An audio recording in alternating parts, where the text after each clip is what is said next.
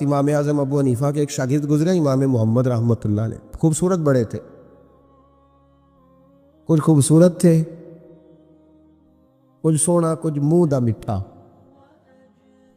کچھ پیارے بڑے تھے، کچھ ان کا انداز یہ تھا کہ نفاست پسند بڑے تھے، بڑے نفیس تھے، نکلتے تھے تو تنہا نہیں نکلتے تھے۔ ایک دفعہ بغداد میں تشریف لائے تو بغداد سے انہوں نے ایک بستی اور میں جانا تھا، تو وہاں یہودیوں اور عیسائیوں کا بڑا غلبہ تھا، تو امام محمد رحمۃ اللہ علیہ فرمانے لگے یہودیوں اور عیسائیوں کے بیچ سے گزرنا ہے تو کوئی یہی نہ سمجھے کہ ان کے تو پلے پوچھ لے۔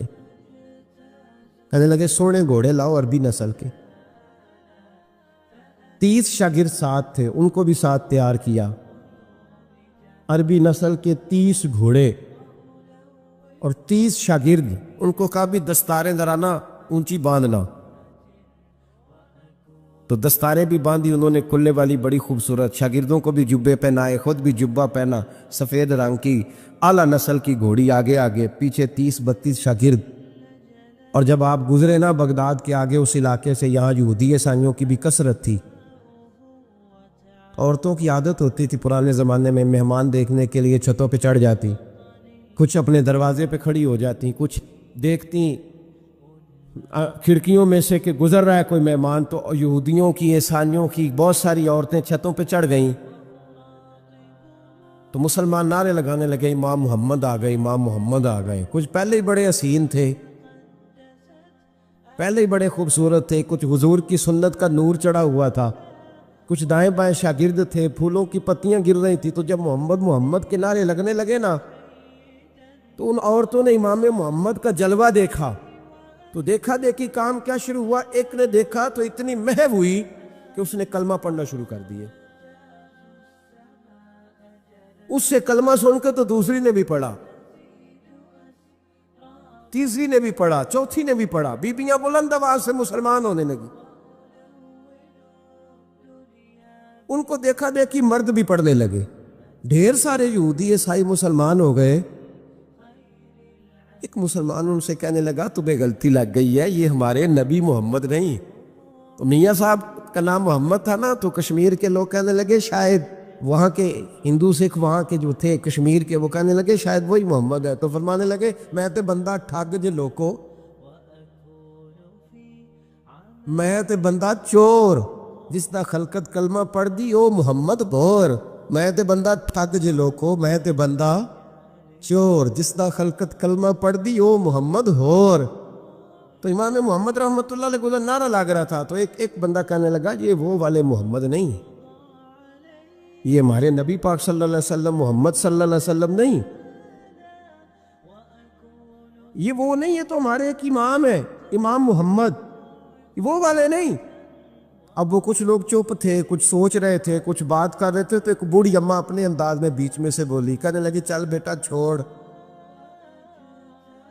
ہمیں پڑھنے دے کلمہ، اگر مسلمانوں کے چھوٹے سے محمد کا یہ حال ہے تو بڑے محمد کا کیا حال،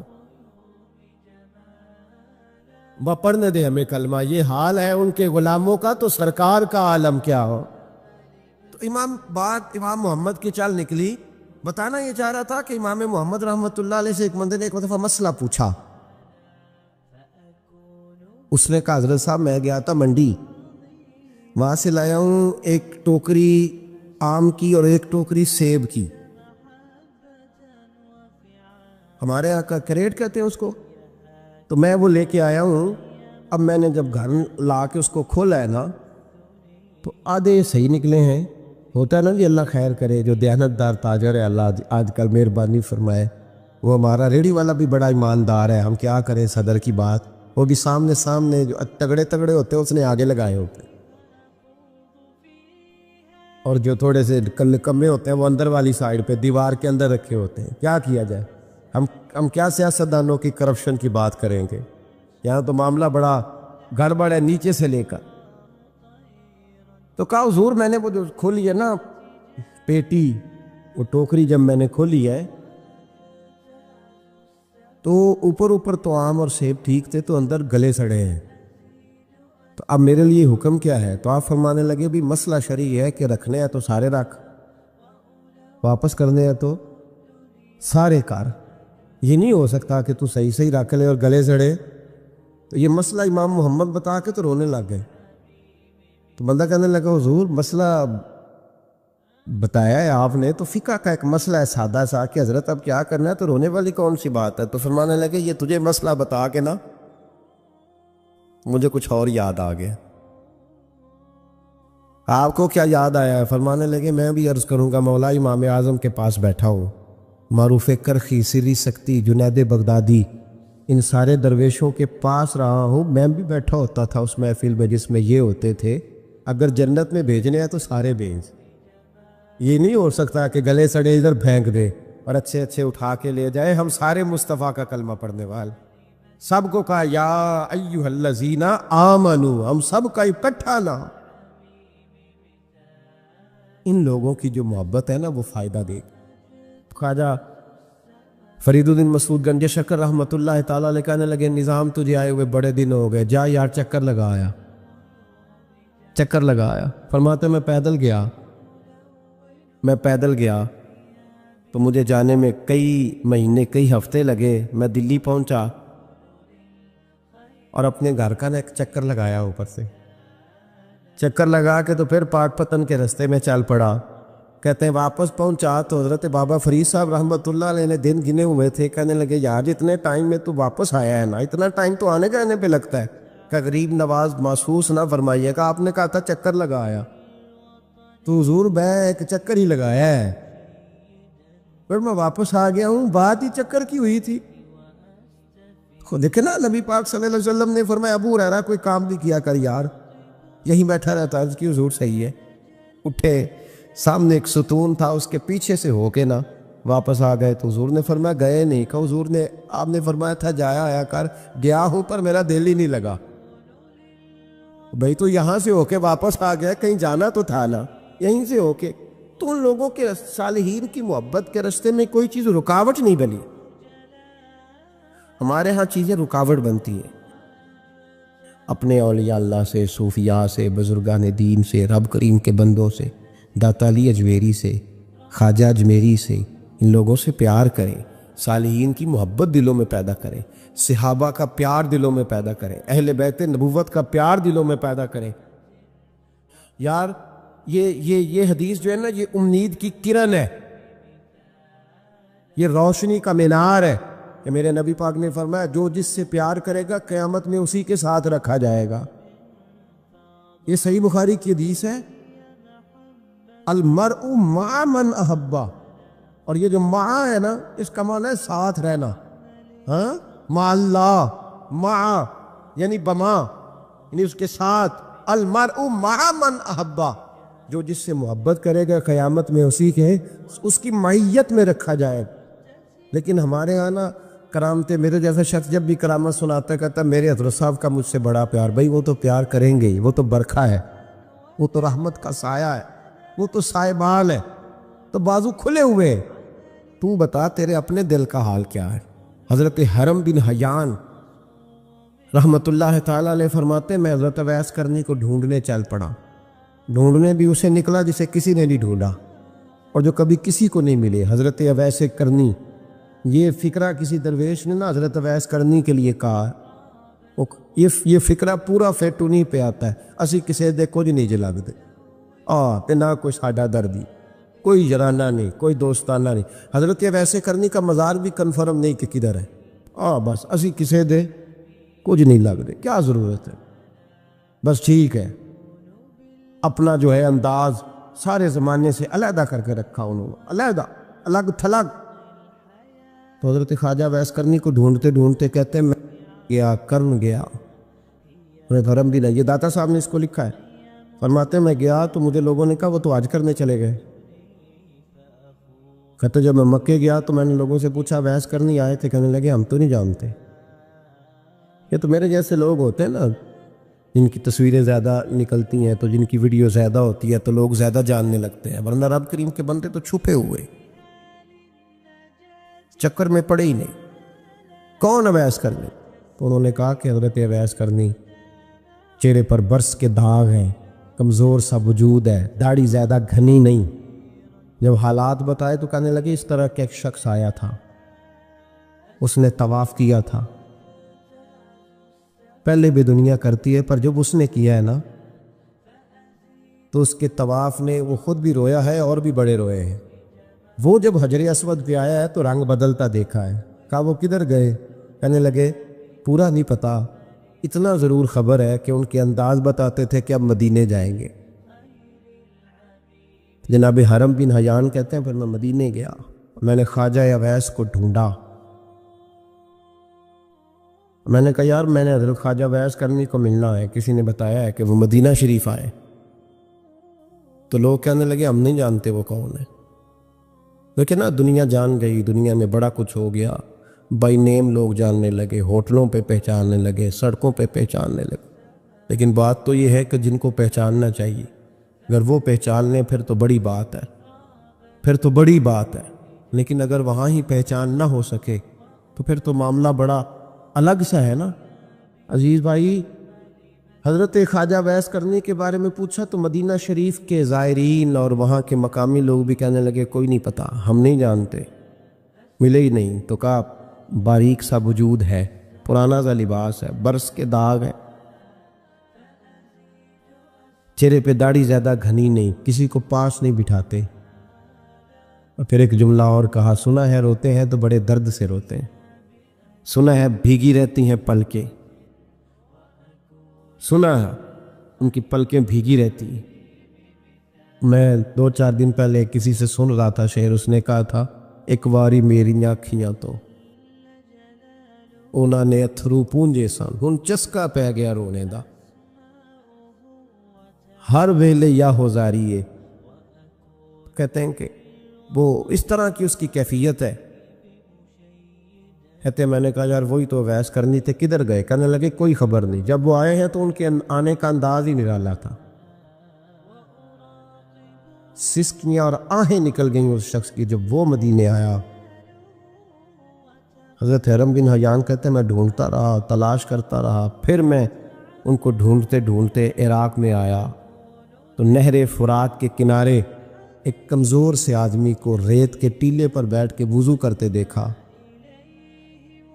کہتے ہیں جب ان کا وضو مکمل ہوا تو میں نے کہا السلام علیکم، تو کہتے انہوں نے چہرہ نہیں پھیرا، وہیں بیٹھے بیٹھے کہنے لگے وعلیکم السلام یا حرم بن حیان،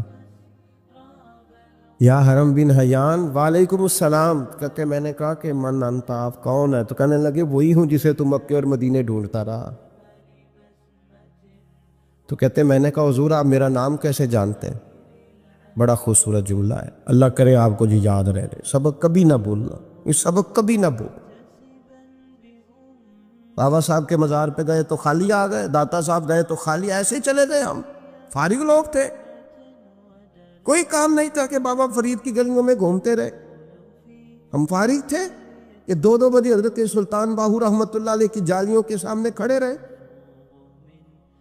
ہم کو پتھر چاٹنے والے لوگ تھے کہ آدھی آدھی رات بیت گئی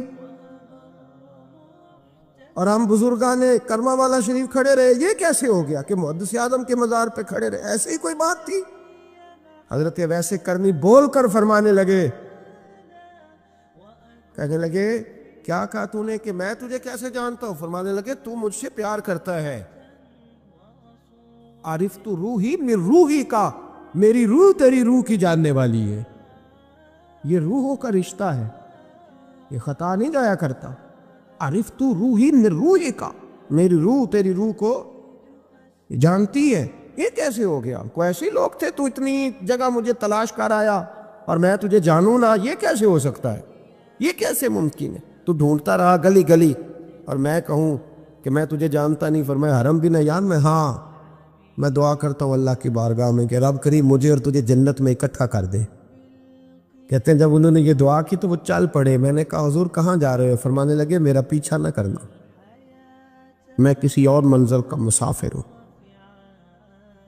اور جس رستے میں چل رہا ہوں نا ان منزلوں پہ ساتھ نہیں کسی کو لیا جاتا، یہ میری اپنی ذاتی منزل ہے، اس میں پاؤں پہ چھالے ذرا سخت ہوتے ہیں، ہر آدمی کا کام نہیں یہاں چلنا، تو مجھے تنہا رہنے دے اور مجھے اپنی مرضی سے چلنے دے۔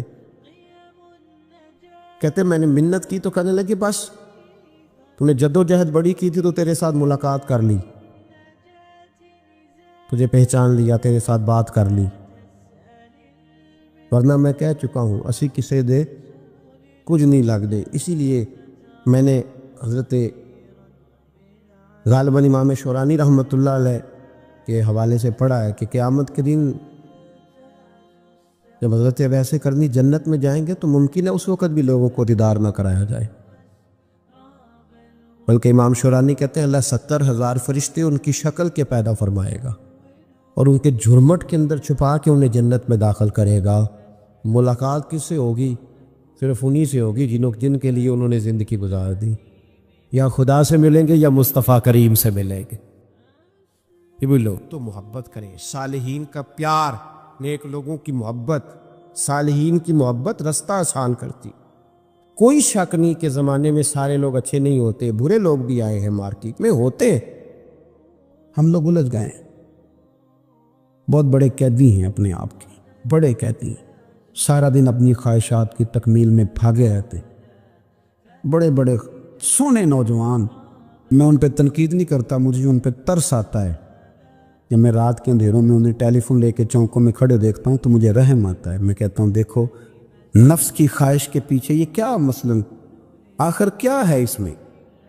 ایک عورت کے پیچھے تباہ کر لیا اپنے آپ کو، یعنی زیادہ سے یہ کوئی مقصود ہے؟ یہ کوئی مقصد حیات ہے جس کو مقصد بنا لیا؟ میرے عزیز بات کو سمجھ لے، اتنا خوبصورت آدمی ہے اور اتنا اس کا اونچا قد کاٹ ہے، اور کیا کس کے پیچھے یہ بھاگا ہوا ہے؟ بڑا سمجھدار، دانشور، عقل مند آدمی، ذی روح بندہ، لیکن اس کا اسٹیٹس آپ یہ ملاحظہ کریں کہ وہ 20-40 ہزار کی خاطر جھوٹ بولتا ہے، دھوکہ دیتا ہے، فریب اور فراڈ کرتا ہے۔ ہم اپنی نفسانی خواہشات کے پیچھے اس طرح بھاگتے ہیں کہ ہم اصل سے رہ جاتے۔ میری باتوں کی سمجھ آ رہی ہے آپ حضرات؟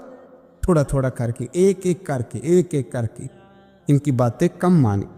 ضروری تو نہیں نا کہ سویرے ناشتہ بازار سے اپنی مرضی کا تگڑا کیا ہے، بازار سے لا کے پوڑیاں چنے بہترین کھائے، اور پوڑیاں چنے ابھی کھائے نہیں، شاپر میں ڈالے ہوئے ہیں، اور وہ لے کے ابھی آ رہا ہے، تو ساتھ ہی رستے سے گوشت بھی چھوٹا اچھا لگا تو 2 کلو وہ بھی لے آئے کہ پوڑیاں چنے کھاؤں گا اور دوپہر کے لیے گوشت پکاؤں گا۔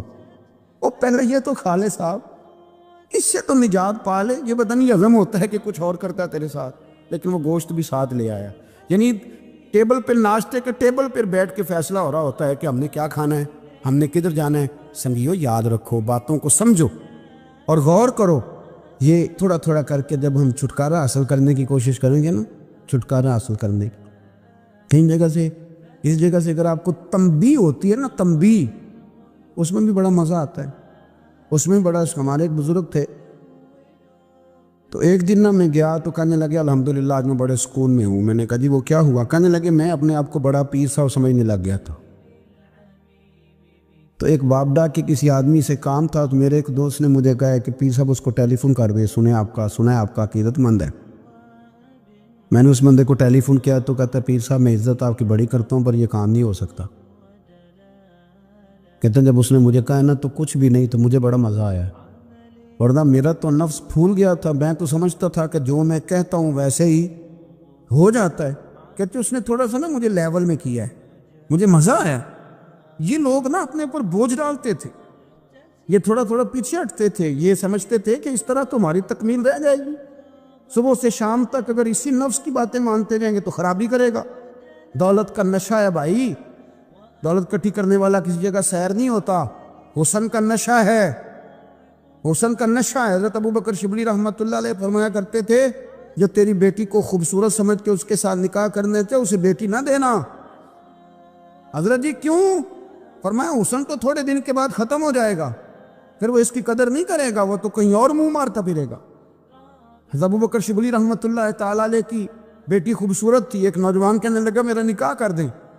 آپ فرمانے لگے پتر تو 1 مہینے کے بعد آنا، کر دوں گا۔ بڑی موٹی تازی خوبصورت صاحبزادی، تو حضرت نے اسے دوائی کھلائی، اسے پخانے لگ گئے، جو پخانہ کرتی ایک مٹکے میں سنبھال دیتے۔ تھوڑا وقت گزرا تو وہ ہڈیوں کا پنجر بن گئی، مہینے بھر میں دست اتنے آئے کہ کمزور ہو گئی۔ تو ابو بکر شبلی 1 مہینے کے بعد نوجوان کو بلایا، فرمایا ادھر آ تیرا نکاح کروں۔ بچی دکھائی تو وہ کمزور بستر پہ پڑی، فرمایا شادی کہنے لگا اس سے نہیں میں نے کرنی۔ فرمایا یہ وہی ہے؟ کہنے لگا جی نہیں۔ فرمایا تو کہتا تھا مجھے عشق ہے، کدھر گیا تیرا عشق؟ کہنے لگا حضرت صاحب آپ کیسی بات کر رہے ہیں؟ فرمایا ادھر آ۔ پھر وہ مٹکا جس میں گند رکھا تھا وہاں لے گئے، فرمانے لگے تیرا اس کے ساتھ عشق تھا، یہ ہے تیرا عشق۔ فرمایا اسے تو میں 4 دن روٹی کھلاؤں گا پھر تندرست ہو جائے گی، لیکن میں دیکھنا چاہتا تھا کہ تو میری بیٹی سے پیار کرتا ہے یا اس کے چہرے پہ آنے والی کچھ وقت کے لیے سرخی سے پیار کرتا ہے، اس لالی سے پیار کرتا ہے جو جوانی کے وقت بچوں اور بچیوں پہ آتی ہے۔ کس چیز کے دل دادا؟ یعنی کیا مطلب؟ نفس کی غلامی، سراسر غلامی، اور پلٹ پلٹ کے اور بڑے بڑے سیانے بندے چھوٹی سی خواہش کے لیے، بڑا سمجھدار بڑا سیانہ بندہ۔ میں ایک بڑے بزرگ عالم تھے، میں ایک دفعہ ملنے گا تو پائے پکا رہے تھے، خود پائے پکا رہے تھے، تو وہ بڑے پیار کی بات ہوتی ہے نا جی، تو تامت باندھی ہوئی اور بڑی جناب خستہ حالی، اور وہ پائے پکا رہے ہیں۔ تو میں نے ان سے کہا حضرت جی پائے تو کسی اور نے بھی پکا لینے تھے، آپ بخاری لے کے بیٹھتے، چلو میری طرح کا کوئی بندہ آپ سے استفادہ بھی کر لیتا۔ اب پائے آپ لائیں گے، پھر پکائیں گے، پھر آپ کھائیں گے، تو یہ تو 24 گھنٹے آپ کسی کام میں گزر جائیں گے۔ تو یہ ایک چھوٹی سی خواہش کے لیے، میں کسی چیز کو حرام نہیں کہہ رہا، قرآن پاک کی جو آیت پڑھی ہے صرف اس کی تفسیر آپ کے سامنے عرض کر رہا ہوں۔ ہماری خواہشات ماں پالتی ہے، آپ کو نہیں پتہ کتنے دکھ سہتی ہے۔ میں ان ماؤں کو جانتا ہوں جو بیٹے کے حصوں کی مار بھی اس کے ابے سے کھاتی ہیں، مار کھاتی ہیں وہ۔ ایک خاتون ایک کان سے سنتا نہیں، میرے پاس ایک دفعہ آئی، کہنے لگی سٹ لگ گئی سی، کوئی دعا کر دے یا کوئی وظیفہ پر، ڈاکٹر کہتے ہیں ٹھیک نہیں ہو سکتے۔ میں نے کہا باجی صحیح بتاؤ مسئلہ کیا ہے؟ کہنے نہیں کچھ بھی نہیں، مسئلہ کیا ہونا ہے، پتر غلط نکل آیا ہے، اس کا باپ روز مارتا ہے، میں آ گئی ہوں تو اس نے ایک تھپڑ میرے کان پہ مار دیے، پردہ پھٹ گیا۔ مائیں مار کھاتی ہیں، لیکن وہ پتر جس کو بڑی محنت سے پالا ہے، وہ جوان ہوتا ہے تو اماں سے کہتا ہے تجھے چھوڑ دینا ہے، پر جس لڑکی سے میرا ٹیلی فون پہ رابطہ ہے اسے نہیں میں نے چھوڑنا، وہ نہیں چھوڑ سکتی، ہر شے کچل جاتا ہے وہ۔ اماں کبھی لیٹ کے رات کو سوچتی ہے کہ یہ تو میری کل کمائی تھی، میں تو آج اس کے حصے کے تھپڑ اپنی گالوں پہ برداشت کر رہی ہوں، تو یہ کدھر گیا؟ اردشیر نام کا بادشاہ تھا، حضرت محدث ابن الجوزی آج سے کچھ 700 سال پہلے لکھتے۔ اردشیر بادشاہ بڑا خوبصورت تھا، جوان تھا، بڑا عقل مند تھا، اس نے اس طرح کی قریب کی ساری ریاستوں پہ قبضہ کر لیا، بڑا عقل مند زیرک تھا، قبضہ ہو گیا۔ ایک بادشاہ بڑا سخت تھا، اس کے ساتھ جب پنجہ آزمائی ہوئی تو اردشیر کہتا ہے اس پہ میرا قبضہ نہیں ہو رہا تھا، اور جب ہم نے ساری ریاستوں نے مل کے اس پر حملہ کیا تو ایک قلعے کے اندر قلعہ بند ہو گیا۔ اردشیر بڑا خوبصورت آدمی تھا، بڑا سمجھدار تھا، تو وہ بادشاہ قلعہ بند ہو گیا، اس نے کہا نکلنا ہی نہیں، اب وہ اندر بند ہے، یک بارگی حملہ کیا تو وہ بڑا قلعہ تھا اس میں بند ہو گیا۔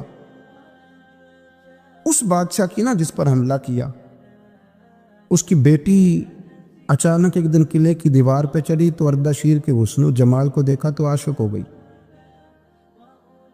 اور اپنے ہی باپ کے خلاف اسے کہنے لگی کہ اگر تو میرے ساتھ شادی کا وعدہ کرے نا تو میں تجھے رستہ بتاتی ہوں حملہ کرنے کا۔ اس نے کہا میرا وعدہ رہا، تو رستہ بتا۔ اس نے رستہ بتایا اس لڑکی نے، اور بادشاہ نے حملہ کیا تو اس کا باپ قتل کیا، اس علاقے پہ قبضہ کیا شادی کے وعدے پر۔ ہاں نفسانی خواہش بندے کو اندھا کر دیتی، نہیں سمجھ آتی اس کو میں کدھر جانا ہے، اندھا کر دیتی۔